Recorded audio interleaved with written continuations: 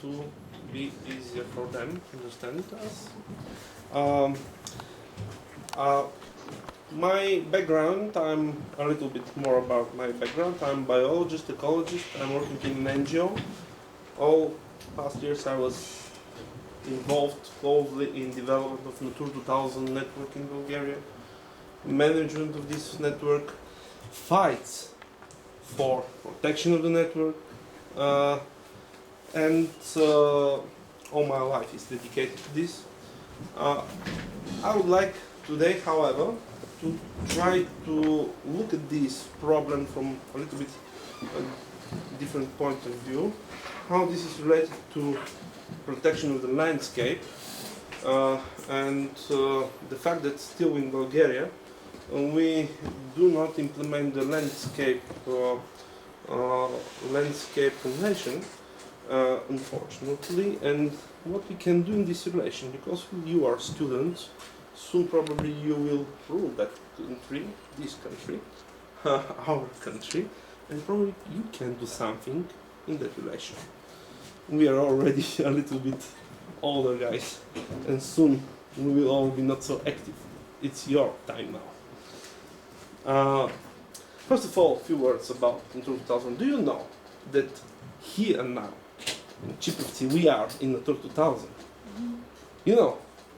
Yes, there is one person who knows. Very well.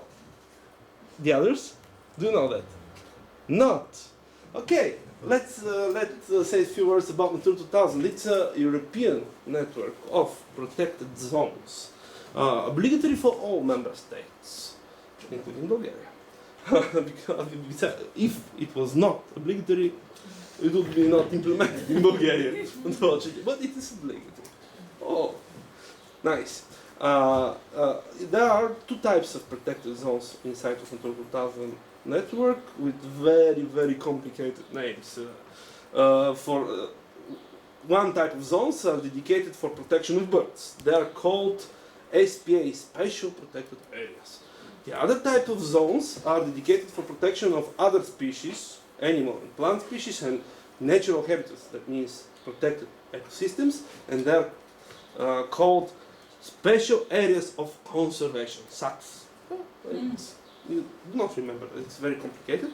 But here, in Chiprovtsi, for example, the town is place for protection of birds, especially here, now, even the school is place for protection of birds, even the school. But, for example, the border for the where is the place for protection of all other types of species, like animal species and habitats, is the surrounding hills. Just for your knowledge, it is introduced by obligatory directives, so they should be implemented in all member states. There are two directives for birds and for habitats, and the main aim of these directives is to protect or to restore all these habitats and species which are protected in these zones to favorable conservation status. This is what is their aim. After that I will show you very simply how this is related to landscape. Why it's related to landscape? Very easily. Because in order to be one habitat or species in favorable conservation status, the natural range of the habitat, the area which it occupies, shouldn't decrease. That means ecosystems, natural ecosystems should be protected. The same is for species. Species should be protected. Their habitats should be protected. Species should be presented in this habitat, and the range of these species shouldn't decrease. This obviously requires protection also of the landscape where the species and habitats appear. A few words about the European Landscape Convention. Council of Europe. This is a few words more about the Natura 2000. We have similar instrument on the level of Council of Europe. This is so-called Emerald network. It was never implemented in Bulgaria, unfortunately. This was only a scientific task at the time when we were only a member, we were a member of the so-called Berne Convention, but never emerald sites were finally implemented in Bulgaria, unfortunately, and never were protected. Otherwise, the mechanisms of this convention and of this network are very similar to Natura 2000, and the Council of Europe is a much bigger network of countries. Many countries which are not members of the European Union are members of the Council of Europe. And let's say these two networks are absolutely compatible each to other. This is a political aim of the two institutions, to make two compatible networks for nature protection on the European level. The European Landscape Convention is a convention on the level of Council of Europe. It's a very broad convention, short, if you can read it, very short. Its articles are very short and very broad, but very nice. So read it, because it says that the countries should develop their own legislation in order to implement its own instruments. But the countries should guarantee specific measures to protect the landscapes in their countries. These measures are very different and very with wide scope. They should ensure participation of public. They should ensure education of specialists in the field of management of the landscapes. They should identify different types of landscapes on their territories, and they also should provide instruments for protection of these landscapes. The situation with Bulgaria is that in 2004 we ratified the convention. And how many years already? 9. 9 years. No action to adopt, to implement this convention. It's not obligatory. Obligatory. Is it obligatory? Absolutely obligatory. By the way, there was an attempt to adopt a very weak law in that respect, but the law was so weak that it was withdrawn from the program of the parliament. It was during the past government, during the mandate of Gerd. But the law was terrible, and it was withdrawn from the program of the parliament. So, this is the situation. We have no law for implementation of this convention. For 9 years. Yeah, 9 years. Already 9 years. Can you imagine? So, as I told you, obviously, this is landscape is something which take inside of it everything. It take inside agricultural lands, towns, nature. Natura 2000 could be one of the instruments for protection, at least of natural landscapes, or at least of part of them, because it has some instruments for protection of the sites which are inside of Natura 2000.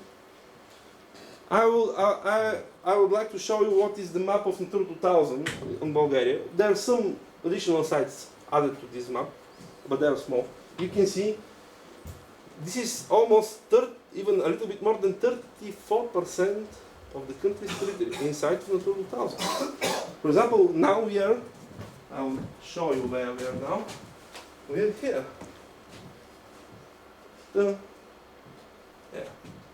Look, the whole surrounding is inside of Natura 2000. It's a huge area. The whole landscape is inside of Natura 2000. Obviously, one of the questions could be all this network and the rich biodiversity protected one of the in future indicators for high landscape quality and identification of valuable landscapes. And this could be used as a base for future work on identification of valuable landscapes and protection of them. But it is for future discussion if you want.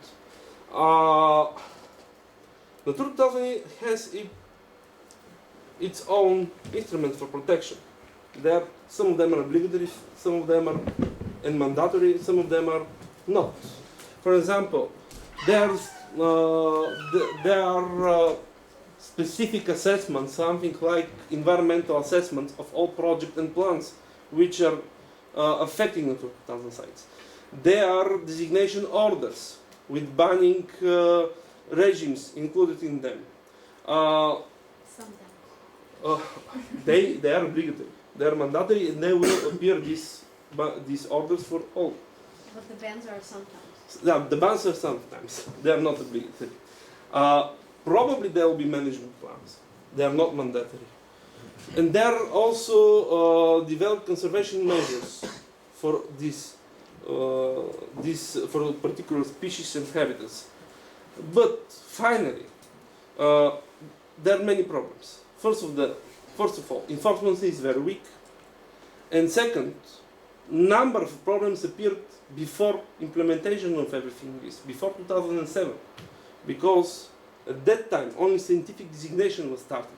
It started even in 2010, and some scientific projects started in 1996. But at that time, there was no protection, and many projects started before our membership in the EU. And now, the big question is this everything sufficient to protect our landscapes? Just I will show you some examples. Some of them probably are very, very nothing new for you. But I don't know if you know the reasons for everything this. Why this happened in Bulgaria. For example, let's see our Black Sea coast. Slunchevbreg and Neseba. This is a typical case. Do you know why overbuilding started along our Black Sea coast? Do you know where is the starting point of all these bad practices? Generally, for example, the Neseba municipality was thought to be a good example in 1998. At that time, there was a general master plan for that municipality. This master plan was developed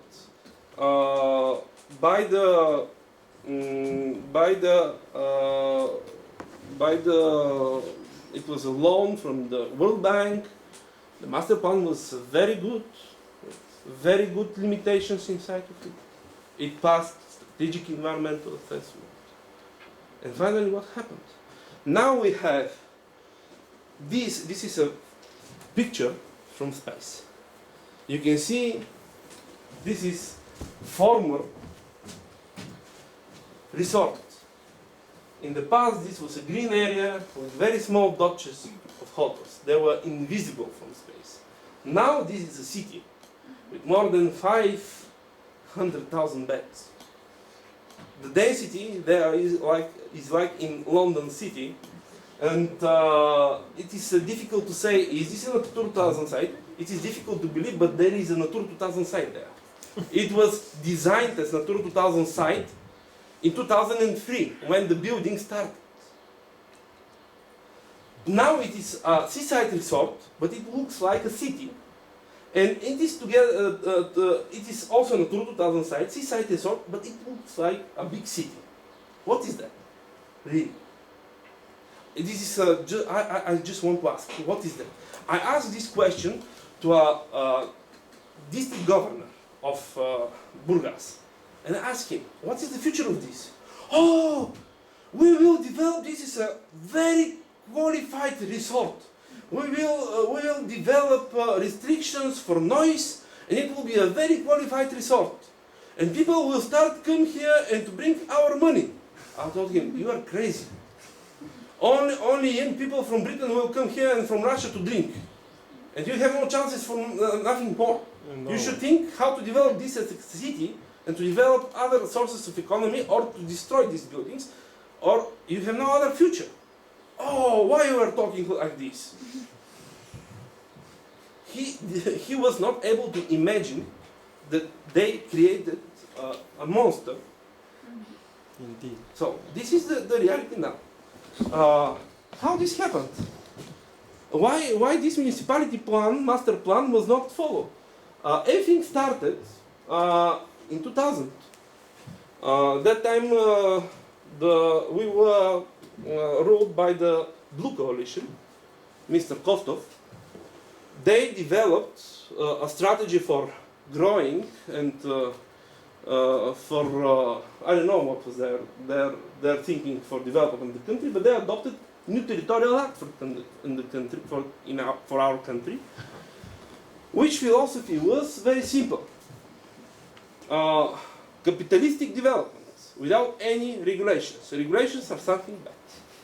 This was their philosophy, and what they did in this territorial act, they amended it in a way that these general master plans could be amended by so-called detailed master plans. And further, they also changed environmental legislation in a way that these master plans could be followed by screening decisions without any public participation, without informing public about these screening decisions, environmental decisions, without full environmental impact assessment. And in the following years, hundreds of such decisions changed all these master plans. In all other municipalities, we just had no master plans, general master plans, and everything was planned through such detailed master plans. It was just necessary to have such detailed master plan, and you have possibility to construct everything. You obtain building permission without any planning. Massive, chaotic building startups. And you can see, this is advertisement from the internet from that times for the price of rent and already constructed things. On this place now, this is already like a London city. Everything was overbuilt, even the sand on the beach.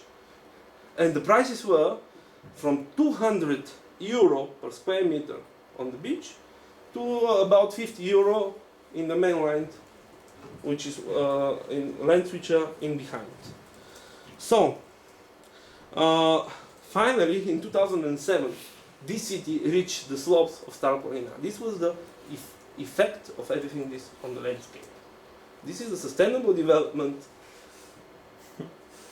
as vision of sustainable development of our managers and governors. Okay, we can discuss this later. The same was the tendency along the whole seaside, and the effect of our legislation on the seaside. You can see typical cases. This is a protest on Irakli. This is a wild beach near Sinemorets. There were no buildings here. This is Strange Natural Park. You can see that there was nothing here, and after that everything disappeared here. And this was master plan for Strange, for Tsarov municipality. You can see what was planned here, and they even planned construction under the Strange Natural Park. This was our fight to protect the Strange Natural Park. You know, the protests on the streets, where we succeeded at least to stop this. But we didn't succeed to stop this. This will appear. The whole coastal line of the municipality will become one big city again. So, we at least succeeded to protect the natural park. So, number of protests were in 2006 and in 2007 at least to protect existing protected areas and Natura 2000 sites, and one horizontal act appeared, or at least only one horizontal act appeared. This was the Black Sea Coast Act, but even it failed to put in place real restrictions, because there was strong opposition from the local mayors. And if you will read that act, there are no real restrictions in it. Even for zone A, this is 200 meters from the coastal line, even there are no real restrictions for new buildings, because of the strong opposition from the local mayors against new building, against banning new buildings in the coastal line. So we have no, again, any restrictions. The same is in the mountains, Bansku case.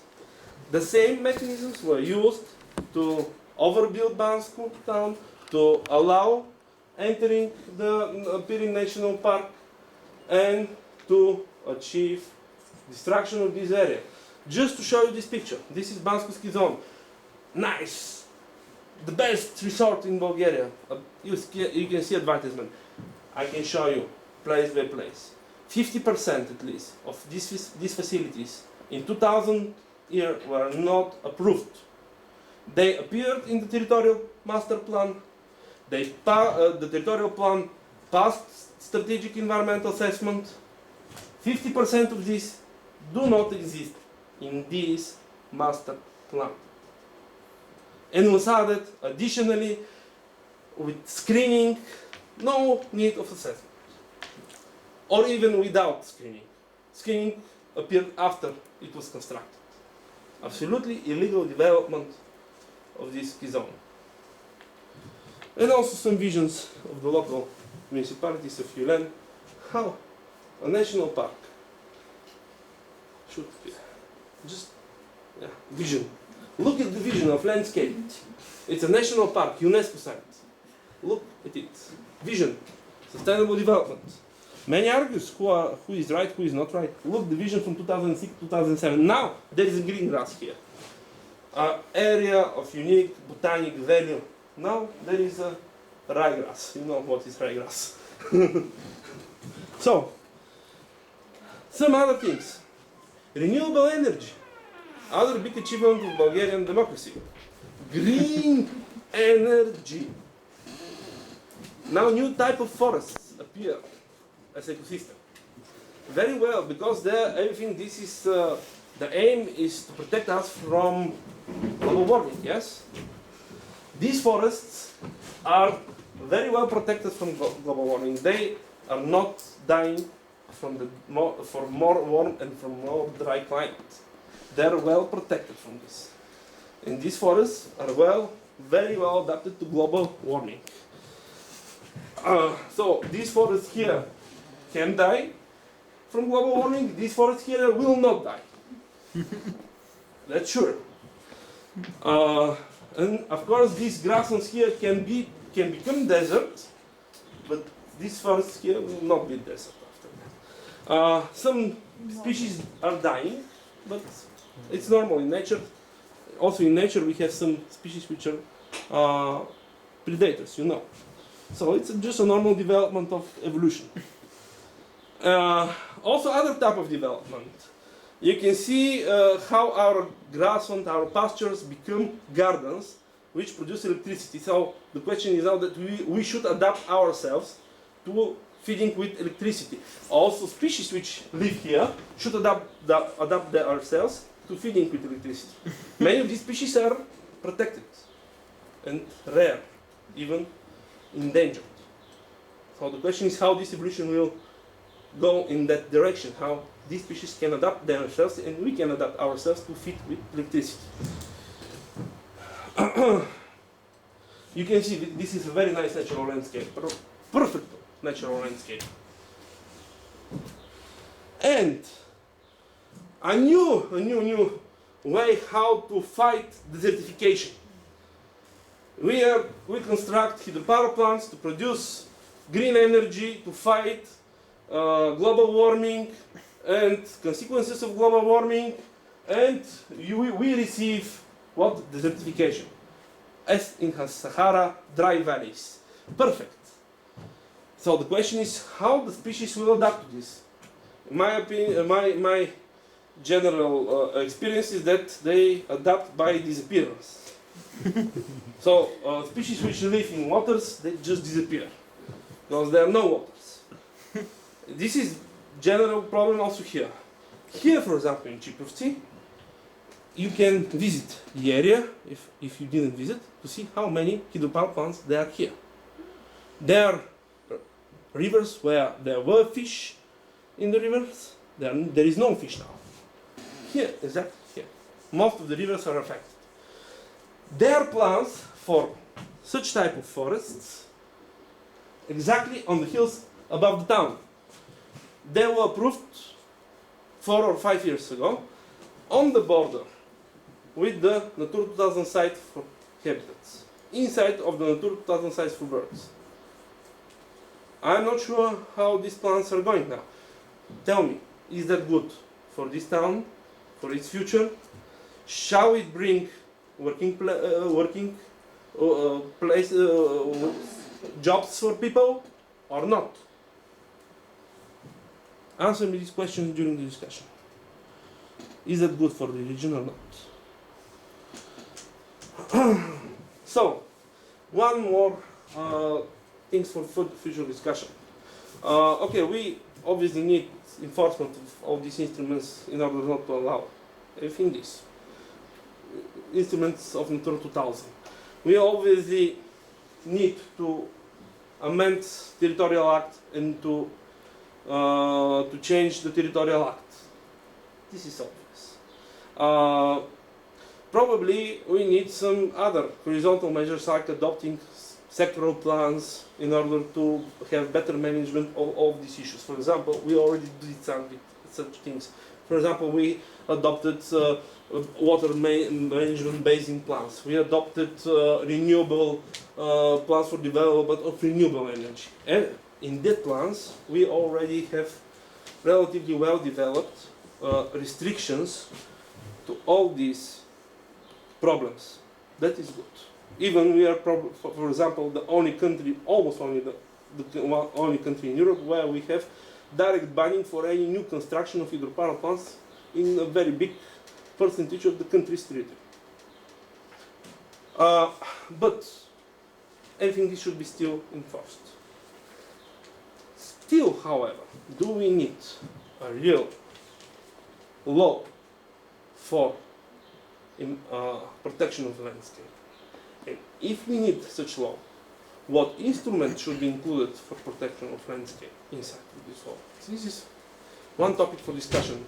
I think ideas in this respect could be suitable, could be good ideas for discussion and for proposals. And if politicians are not so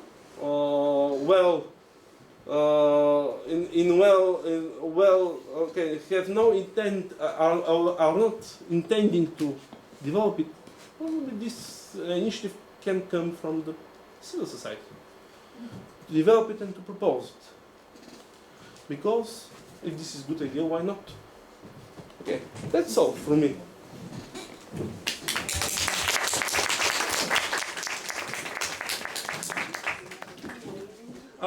When will be the discussion? After her presentation or? You are managing this. I don't know. What do you prefer?